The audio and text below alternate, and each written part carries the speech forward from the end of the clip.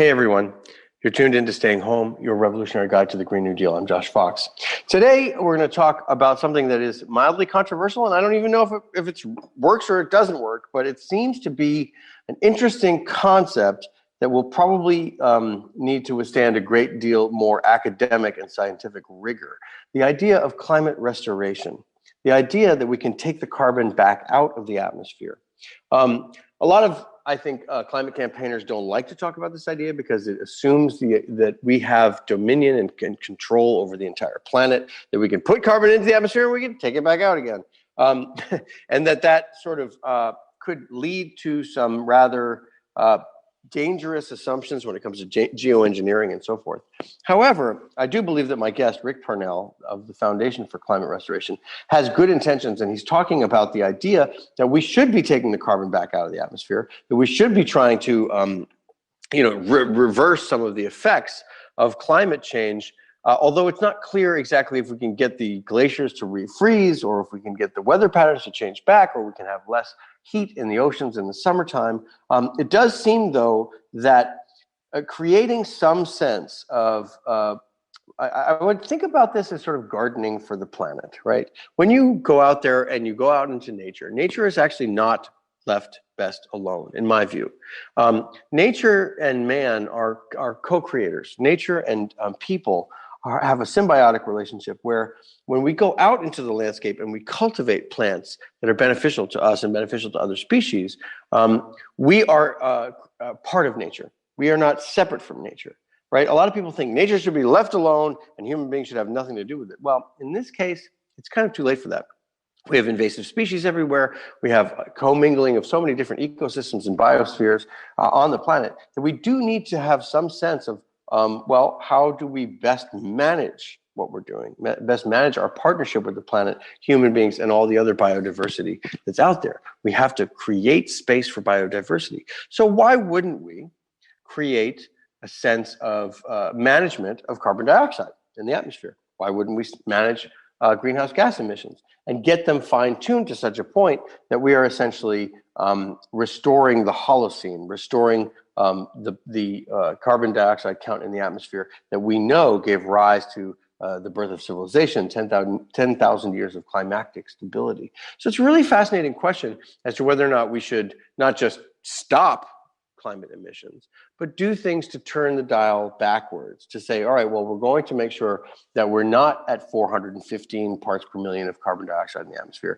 that we are below 350, as is the goal, and that may, in fact, do some things to cool the planet back down and undo some of the damage that we have done with climate, with our climate change emissions. I don't know the answer to this, but I think it's an extraordinarily provocative question, and one that I think real scientific minds need to bring their intellect to bear. And we have to figure out if, in fact, we are adding all the CO2 to the atmosphere. What happens if we start to take it out again? And what are the safe ways of doing that? What are the safe ways of building into our economies and into our approach to the planet a balance? So this is really a challenging and interesting topic. I do grill my subject, Rick Parnell, my interview subject today, a little bit because I do want to make sure that this isn't something that we're going into blindly with some sort of Pollyannish view. Oh, well, we could just take the carbon backs out. So tune in. I think this is going to be an instructive and interesting episode. Stay with us. Rick Parnell, the Foundation for Climate Restoration.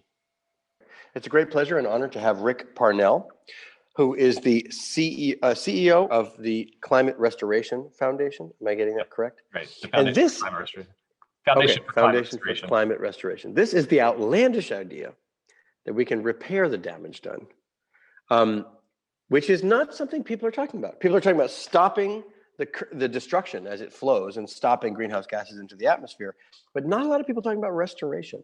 So this is fascinating, and I really want to know how this works as it pertains to the Green New Deal. So first of all, just give us a basic introduction to some of these concepts, if you will, Rick.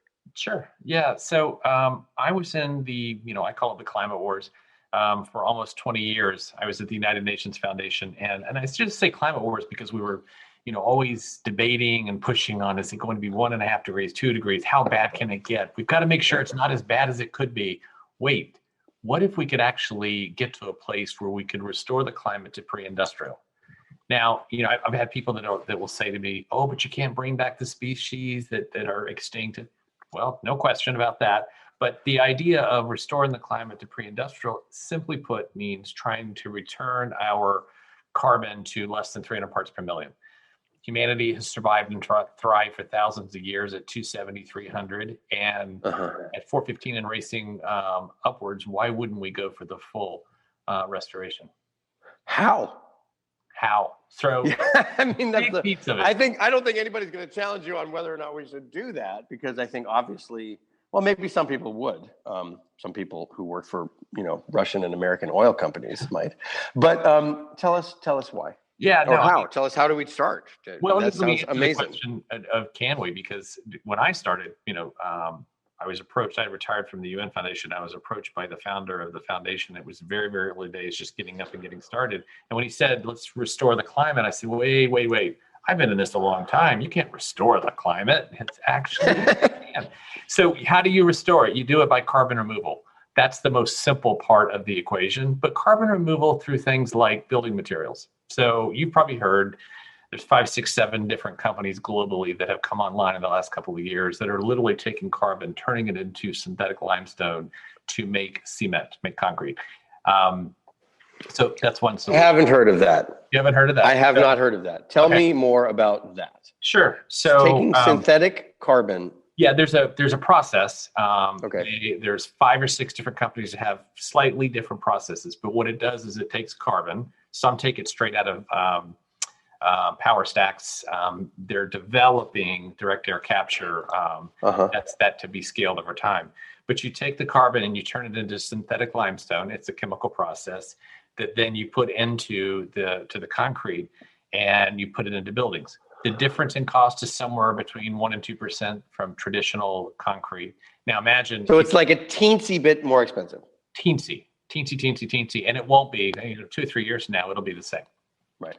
So the idea there, the fact there is that you replace the limestone, and then you're going to build buildings anyway. It's already a $1 trillion industry annually. It doubles in growth every 10, 15 years.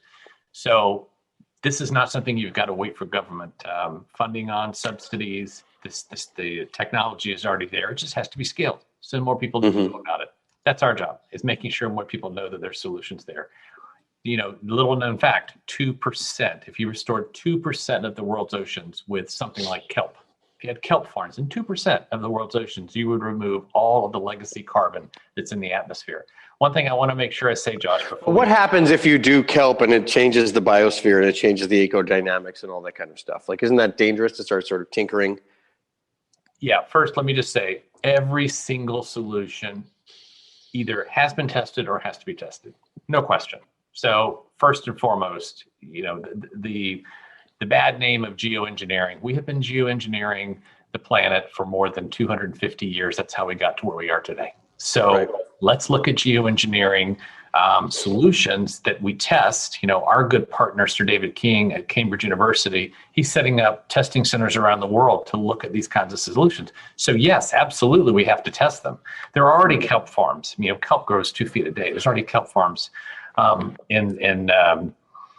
have to agree with you. I'm not one of those people who thinks nature is best left alone, right? We have invasive species marauding the countryside right now that have to be cultivated and gardened. And there is a mythology that suggests that, there was the state of nature at one point in time, and human beings were hunter-gatherers, and a lot of that science is sort of falling apart right now. And people are saying, no, actually, the indigenous people who lived on this continent were farmers, and they very much managed the environment and very much managed everything that was on the planet. And so why would you not do that if you were going to do it wisely? I think the question is always well, are you going to do it in a way that's not so wise, right? Because we do every once in a while introduce, species that then become harmful to everything else. That does happen. Unintended consequences. Yeah, no, I agree. But that's, again, look at the leaps and bounds of science over the last 30 years. And so if you put these kind of guardrails around it, we should be doing this kind of testing. We should be looking at different kinds of solutions. But I think it's important, Josh. One thing I want to make sure that I Well, say. I interrupted you and you sort of glazed over the kelp, but I want to know more about the kelp. Tell me more about the kelp. First, I have to say, you're tuned in to Staying Home, your revolutionary guide to the Green New Deal. I'm Josh Fox. We'll be right back. You're tuned in to Staying Home, your revolutionary guide to the Green New Deal. I'm Josh Fox. My guest is Rick Parnell. Rick, we're talking about restoring the climate. We're talking about kelp. Let's talk about kelp. Tell me more about it. Well, this sounds like the most scintillating late night interview ever. Kelp. We're going to talk about kelp. No, seriously. Not a kelp farmer. If it'll save the planet, I'll talk about kelp. I will. That's what's going to happen today. Okay, I can tell you this much about kelp. It grows 2 feet a day. 2 feet a day? 2 feet a day. But when a tree dies and it falls down in the woods, let's just say out of all complete natural, it dies and it falls down in the wood, it decays and it releases carbon in the atmosphere. Kelp dies and other ocean plants die, they go to the bottom and they sequester the carbon.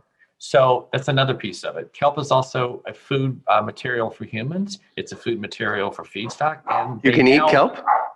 I don't eat kelp every day, but I have had kelp. What's your recommended daily allowance of kelp? Yeah, exactly. Sorry, go ahead. And I have to say, this is the world of COVID. My dog is going nuts right now, but your dog is crying out for more kelp alpo. But let me say, one thing that I did want to stress earlier is that the thing that really, really got me so engaged in climate restoration is that mitigation, adaptation, critically important. Have to do it, going to do it. We're going to get to net zero. We have to. Yep. But what people don't understand is that when we get there, 95% of the 2 centuries of carbon still there.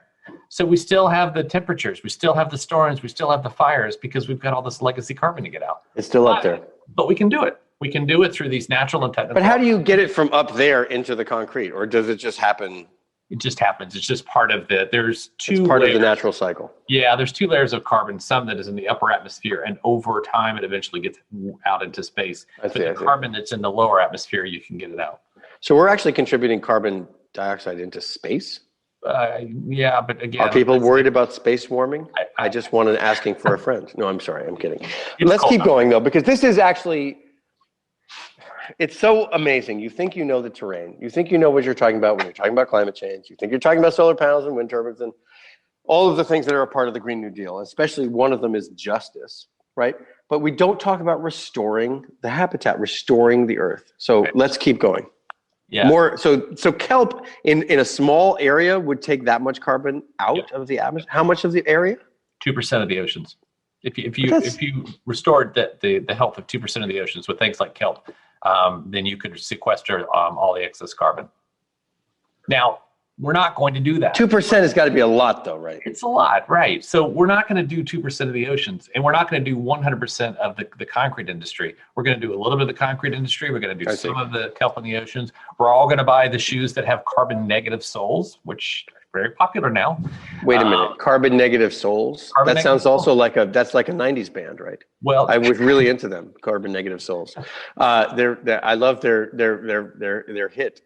I'm sustainable, aren't you? No, wait, listen. What does that mean, though? What is the carbon? Wait, hold on. Just stop. What is the carbon negative sole? Allbirds shoes has a process. And can I be saved?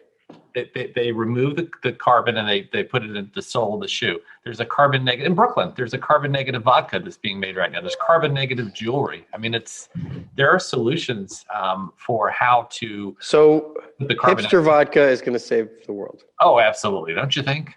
I'm down. I'm ready. I am so ready. Wait.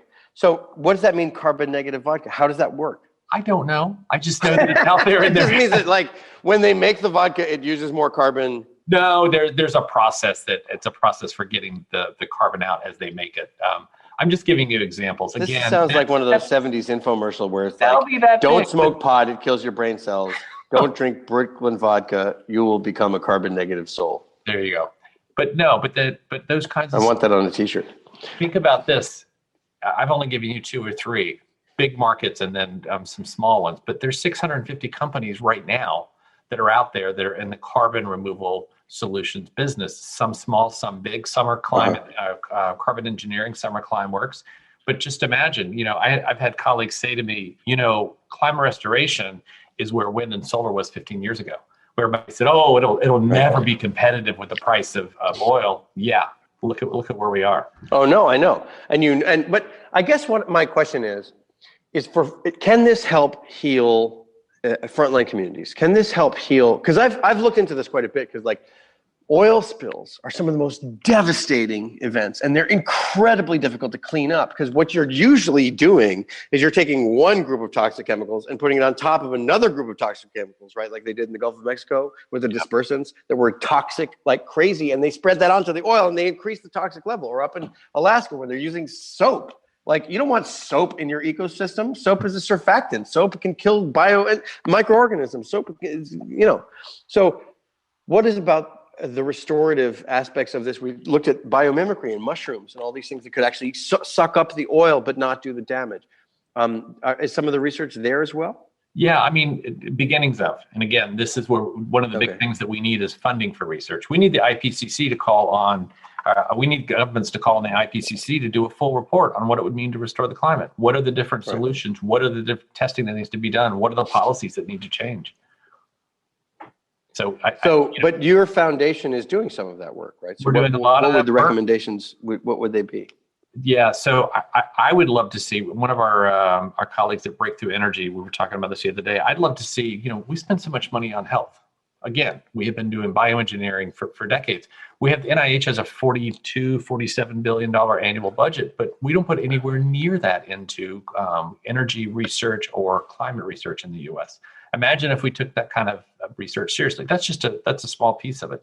But one of our partners at Guggenheim Investments, as he has said to me, why would anybody invest? They got out of the oil and gas industry 5 years ago, not because they're the first to say, not because they'd like to say for the better, of man, but because it's a terrible investment. So I think you're starting to see. It's also a terrible industry. So what about this though? What about the truth that if you all of a sudden make it totally fine to just dump huge amounts of carbon into the atmosphere, that the oil and gas industry are going to be like, yay, let's continue to do it when there's so many other things wrong with the business model of fracking and burning and combustion and all that pollution and everything else, right? Because it's a global health catastrophe. It kills 5 to 7 million people a year.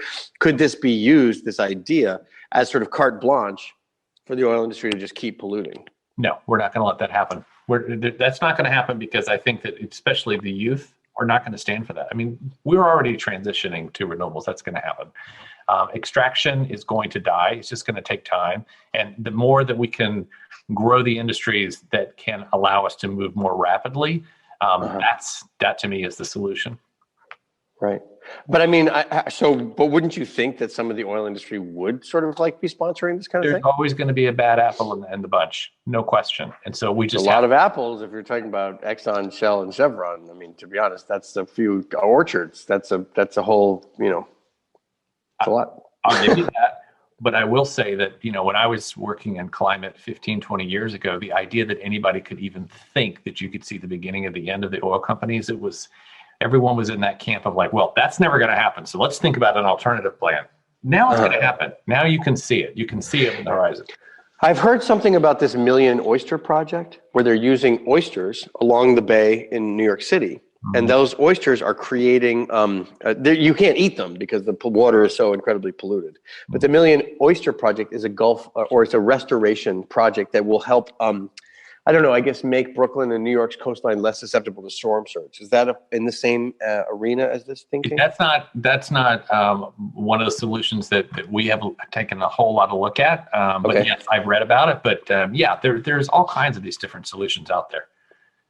Well, tell us more about some other ones. We've talked about kelp. We've talked about limestone and concrete.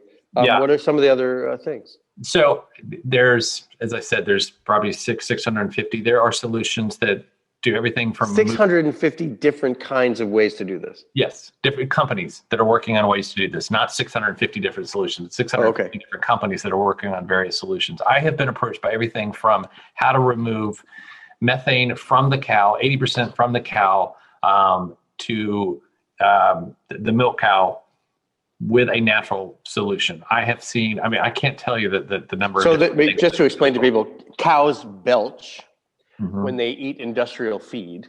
We need to talk about a relatively new show called the Republic, or UNFTR. As a Young Turks fan, you already know that the government, the media, and corporations are constantly peddling lies that serve the interests of the rich and powerful.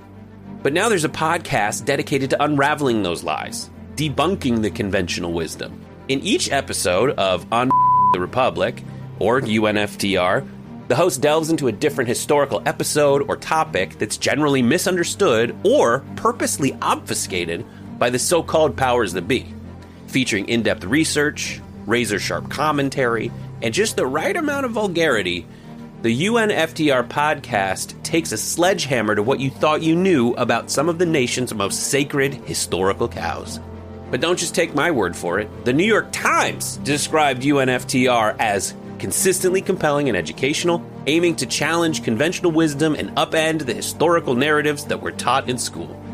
For as the great philosopher Yoda once put it, "You must unlearn what you have learned."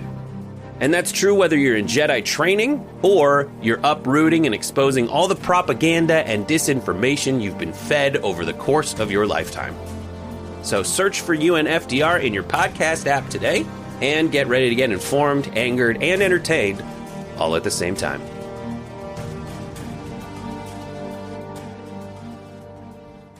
They belch an enormous amount of methane. That methane is very toxic and very bad for the atmosphere. It's 100 times more potent than carbon dioxide is as a warming agent. So stopping cows from belching as much, of course, grass-fed beef doesn't belch nearly as much. Right. So some of it's the industrial feed, but you're saying that there are companies trying to come up with like antacid for cows, Bessie's Tums.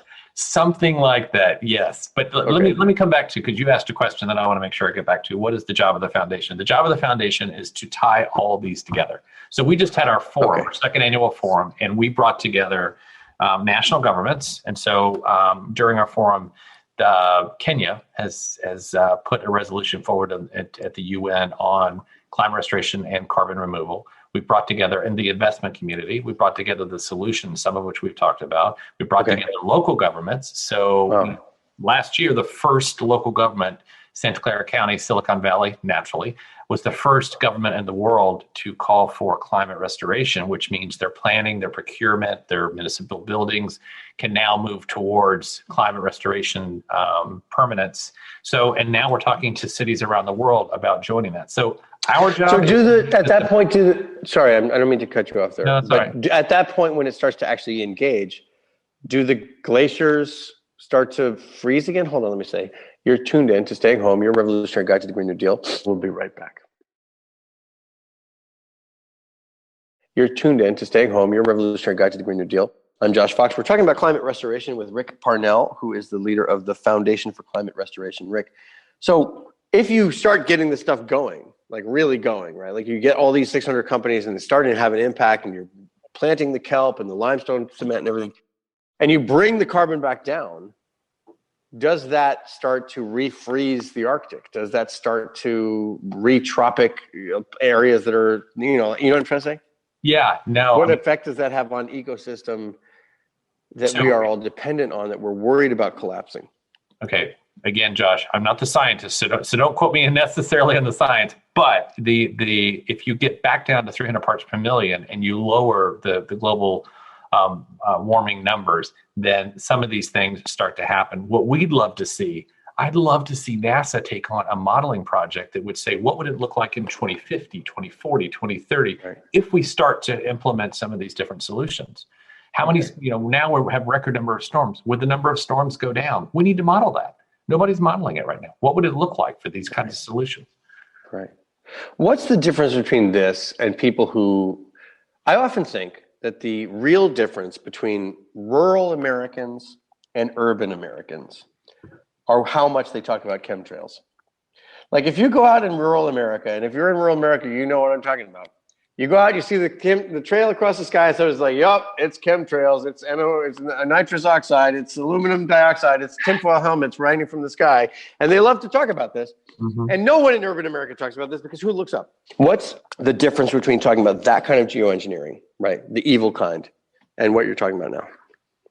Yeah, I mean, if you take, so let's just talk about airplanes. Carbon engineering is producing carbon recycling. It's not restoration, but it's recycling for fuels. So taking carbon out of the atmosphere, turning it into jet fuel. If you think about it in terms of that, again, it's part of the blended mix that we're going to have to do. So as you see the jets fly over and you see the trails, you're going to see those hopefully over time, because I think the airline industry, it's going to be a while before we see solar. What I'm talking about is something that's been debunked, right? Chemtrails are not real. Are chemtrails real? Yeah. No. Sorry, I was getting a little bit more technical. Yeah, no, it's been debunked. But I mean, there's also some of these, our own philosophy at the foundation is that there are some people's minds that you just can't change. There's some people that are in that. Okay. They want to believe the conspiracy theory, and you just have to move on from that. Right, but I guess what I'm trying to say, though, is the reason why people are upset about chemtrails is because they think that people are geoengineering the planet, and that gets them uncomfortable. So what essentially is like the difference between doing that? Because it sounds to me like you're sending into a lot of different processes into motion. Mm-hmm. And when you have multiple experiments happening on multiple levels in multiple ways, that's when I start getting nervous. You know what I mean? Like when all of a sudden you have 5 different controls, like you have cement, and then you have kelp, and then you have other kinds of things about taking carbon after, with like carbon sequestration and so forth. You know what I mean? Mm-hmm. That sounds like a rather massive global experiment. Again, not that we're not doing that now. Not that we're not doing it, but again, with guardrails, with testing, we're not talking about just going off willy-nilly and doing things. But what I would say to you and to your audience, what's the alternative?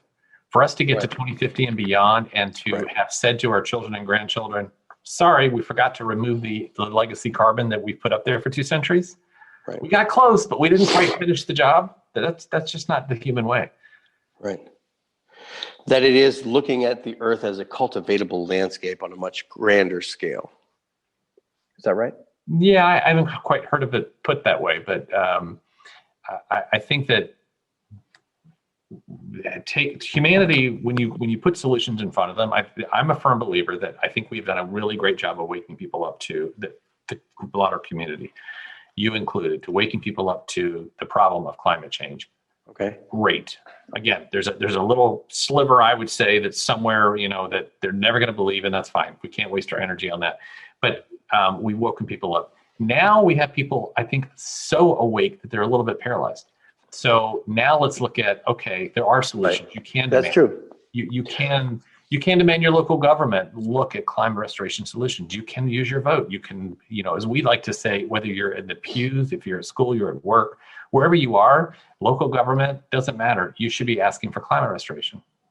What has been the reaction from some of the more mainstream climate people, movements or whatever? Have you talked to Bill McKibben? Have you talked to 350? Have you talked to Greenpeace? What is the reaction of this? Because they are so hyper-focused, and I would say also so obsessed with and enraged at and angry at the oil companies, right? Mm-hmm. That has, and as am I, right? That is almost like a hard thing to let go of. Yeah. When you're talking about like this as a completely other angle, right?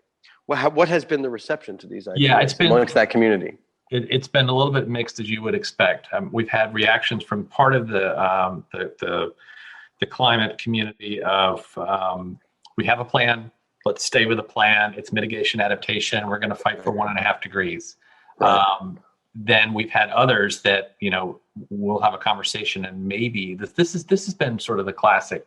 You have a conversation with someone, whether it's a scientist, it's someone in the UN leadership system or whatever, and you have a conversation, and roughly 25 minutes in, they're like, wait, so you want people to focus on this third leg, not instead of third leg of the stool, climate restoration, in order to get the legacy carbon out? Yeah. Oh, well, I'm all for that. I totally support that. Right. Once they get it, this is not an either or. This is a must do. It's an and. Okay, I see. Because you're worried that even if we turn it all around right now and implement the Green New Deal, that carbon is still up there. What does that carbon, what does it do if you don't get rid of it? It stays, 95% of the carbon will still be there, and it will still keep the global warming. It'll still keep the heat shield, and we will still have the temperatures that we have. We will still have the ice melting. We'll still have the storms. We're not going to have it go back down. Right. Until we get the carbon out, as well as we can't, it's like the one of the videos that we have, really simple and people love it. Bathtub. The Earth is sitting in a bathtub half full of water. It's been bathing just fine for thousands of years. Here comes humanity over 2 centuries, turns on the faucet, the tub is overflowing. Okay, mitigation adaptation. We figure out how to live in the bathtub, we turn the faucet off, but it's still full of water. So all we're saying is we need to pull the plug and just bring the water down. Right. I see. That's simple. But so what about people who say, well, it will do that naturally if you stop flooding new carbon into the atmosphere? What about people? Years. Some of it will. In how many years? 1,000 years. Hundreds of years, pushing 1,000 years. So this is so fascinating to me because, like, what? I'm grilling you because I've obviously, like, the idea of tinkering en masse with the global climate is something I generally reserve to the extremists who work for oil companies, right? Those are generally the evil scientists who are like, let's add huge amounts let's change the geocomposition of the atmosphere. That's a great idea. And very few other that people would not be me. Sorry, no. Well, but you, in a way, though, yes, because we're saying we're gonna. So why is that different? It's different because it's the missing piece. I think it is more damage to say let's do nothing than it is to let's test and try and again put policies and guardrails around these different solutions, test them out, see what works, see what doesn't work. Very small scale, and then what should be scaled from there? I mean, so what's the process from here on out to getting these things tested and starting to be implemented in your view? Yeah. So what we are doing at the Foundation for Climate Restoration is that we're trying to get everyone to march together for COP26. So we're calling it the Road to Glasgow. So working across all these different fields that I've talked about, from local government, national governments, the UN system, investors, youth, faith, all the different organizations working together over the next year. So by the time we get to COP26, there is a full discussion, and coming out of COP26 next November in Glasgow, there are policies, there the IPCC, everyone's engaged around, okay, this is the third pillar of climate action. What are we going to do? What are the policies? What are the testing? What is the research dollars? What are the things that we need to do over the next several years to ensure that we get this last third piece of the work done? And are there, what's the road to getting to that? Are there engagement processes happening right now with the current environmental movement, with the NGOs, with the big greens? How's that going? All of the above. As I said, we just had our forum, our second annual forum during UN General Assembly Week and during Climate Week NYC. Very well attended. We had 850 people join us. We had 44 or 5 different speakers. And over the next year, we are working with TED Countdown. We're working with TED itself. We're working with the Vatican. We're working with other faith leaders. We're working with the Vatican, the World Economic Forum. We're working all these different across sectors.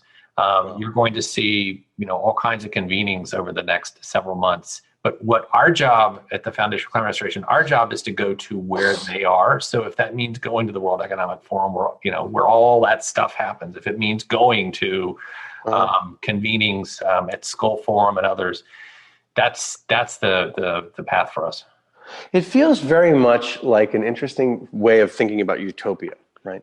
A managed system that is the Earth, a managed system where we encourage biodiversity, where we keep the carbon at a certain level, where we try to make sure that we're behaving on the Earth as we would maybe in a house or in your own, in your living room. You turn the heat up, you turn the heat back down. you make sure that the vent from the stove doesn't, flood into your bedroom. That this is a way of looking at operating on the planet that is actually kind of familiar to us. But does this preclude a degree of human control that we've never even thought of before? Before you answer the question, I have to say you're tuned in to Staying Home, your revolutionary guide to the Green New Deal. My guest is Rick Parnell. We'll be right back. You're tuned in to Staying Home, your revolutionary guide to the Green New Deal. My guest is Rick Parnell. Does this preclude a level of human control over the planet that we have thus far not had? I don't know that it's a level of control. I think it's a level of responsibility. I think that, if COVID has taught us anything, it's that we are one interconnected humanity. And so we have to work together on this. I think that collectively we can work to have some of these solutions get us to a place where we can restore the climate. How much do these things cost? Are they very expensive? Do we have any ballpark on any of that kind of Yeah, stuff? I mean, the ballparks range from over the next couple of decades from $50 billion annually to a $1 trillion.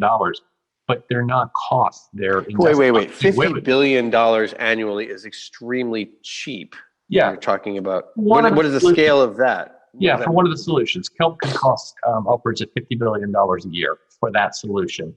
As I said, the concrete industry is $1 trillion industry, but we're not talking about adding $1 trillion of cost on. We're talking about change the way that concrete is used. Use a different kind of concrete, and you're not saying put $1 trillion on top of it. You're just saying it's a different way to work at it. Let me give you an example. San Francisco Airport. It's already been tested. They've already had a third-party review of architects. One of the wings at Southwest Airlines used this carbon-negative concrete. So if you've been to SFO and you've flown on Southwest, you're walking on this concrete. So it's already here. It's just about. I can't believe you would think I would go to San Francisco. That's ridiculous. No, but first of all, listen, I just have to say thank you so much. This is a fascinating subject. And what you're saying, though, what I'm hearing, when I think about the Green New Deal is $17 trillion. That's cheap, what you're saying. Cheaper. Yeah. Right? Yeah. But let me ask you this, and this is me just not just being devil's advocate, but being a very important advocate for justice, for the idea of justice, because the idea of the Green New Deal, which we talk about on this show every day, is not about solar panels and technology and renewable energy and, wind and all that. Fundamental to the concept of the Green New Deal is this idea of justice.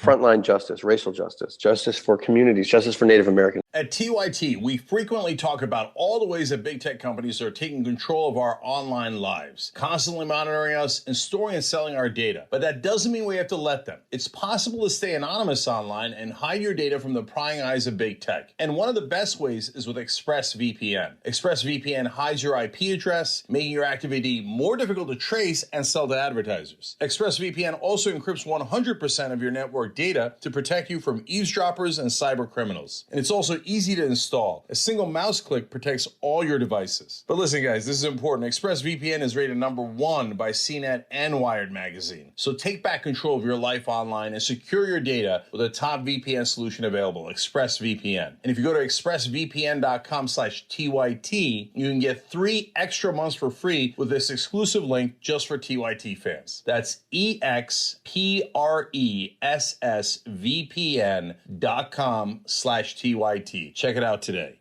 Justice for ways of life. And that is so built into this. Does this technological fix have natural? Well, technological and natural, fine. But does this material approach have a philosophy, a value system that is in a similar way to what the Green New Deal has in terms of what's focused on justice and focused on equality? At the end of the day, it's all about justice because you're talking about people living, the poorest of the people will end up with the ones that will have the greatest burden. People that are, look at Bangladesh, it will be underwater. Look at people that are living on the coastlines, they'll be underwater if we don't do these kinds of solutions. So absolutely, this is about justice for all of humanity. Wow. All right. Well, listen, I think that this is an extraordinarily fascinating conversation. I want to thank you so much for being with us today. Rick Parnell, good luck. How do people interact with what you're doing now? Go to f4cr.org, Foundation for Climate Restoration.org, and take the pledge. If you take the pledge and sign up, then we will keep you updated on all the information, all the different convenings, the solutions as they come online, and on all the headlines. Absolutely. So please, f4cr.org. All right. Thank you so much, Rick Parnell. It's been an extraordinary conversation. I'm sorry if I seem like a little skeptical or I'm pushing you. It's just because I feel like it's important to put these ideas through some sort of rigor, at least on this program. But thank you so much. And I really, really will continue to look at this because it's a fascinating thing that people are not talking about enough. Stay tuned. All right. Thanks, Rick. All right. Take care. Take care. You're tuned in to Staying Home, your revolutionary guide to the Green New Deal. We'll be right back.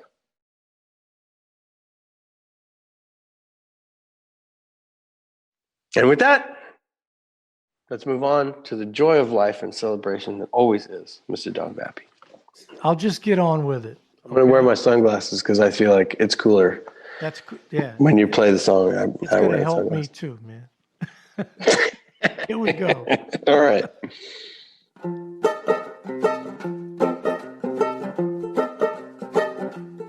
Sometimes it's hard for you to see that you're not different from me. Wake up, brothers and sisters, take my hand. Gotta vote big, everybody. Gotta vote early, everybody. Get it done fast, cause this can't last much longer. It's the truth, man. We gotta wake up, see the light. Just can't afford to fight amongst each other over every little thing. Look at the big picture, we'll get there. Just gotta vote big, everybody. Gotta vote early, everybody. Get it done fast, cause this can't last much longer. No, baby, gotta get it done. I know we can get there if all of us just care enough to stay involved, keep their feet to the fire, protest, call them, write them, and we gotta vote big, everybody. Gotta vote early, everybody. Get it done fast, cause this can't last much longer. No, baby, it ain't gonna last.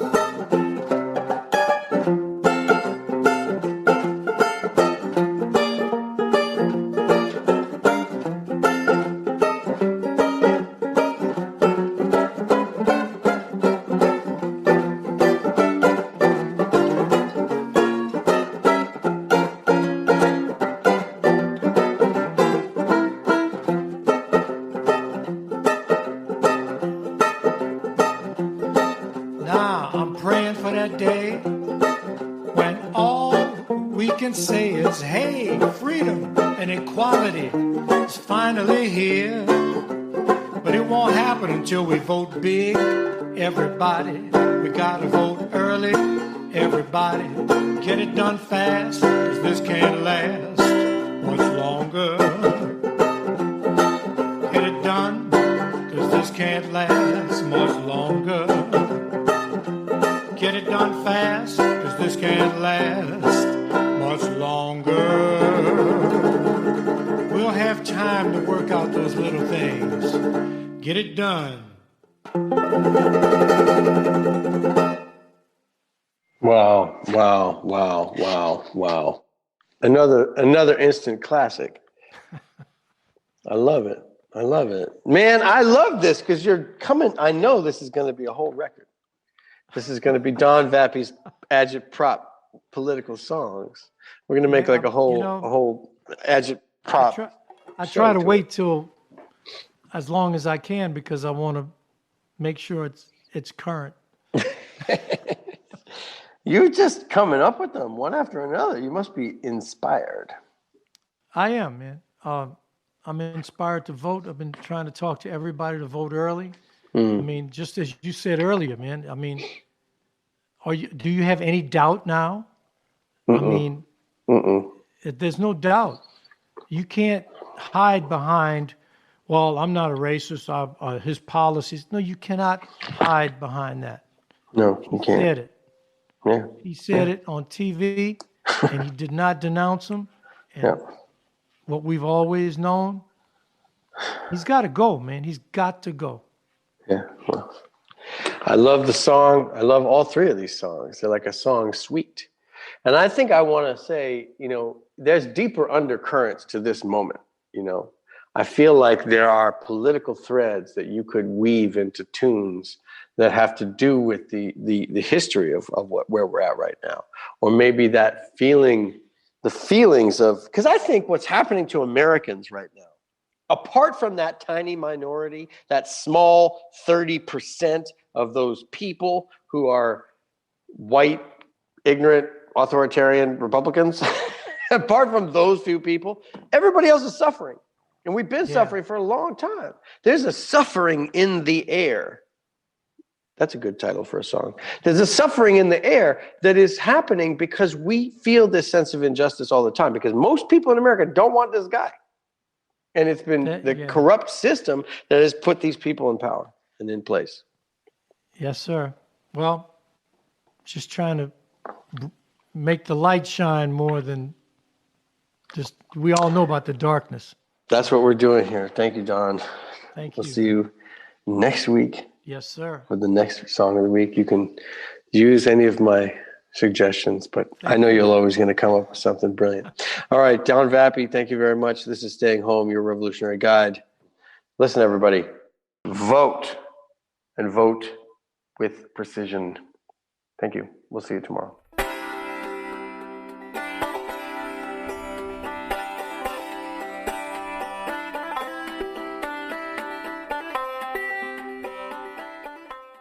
Thanks for listening to the full episode of The Young Turks. Support our work, listen ad-free, access members-only bonus content, and more by subscribing to Apple Podcasts at apple.co/TYT. I'm your host, Cenk Uygur, and I'll see you soon.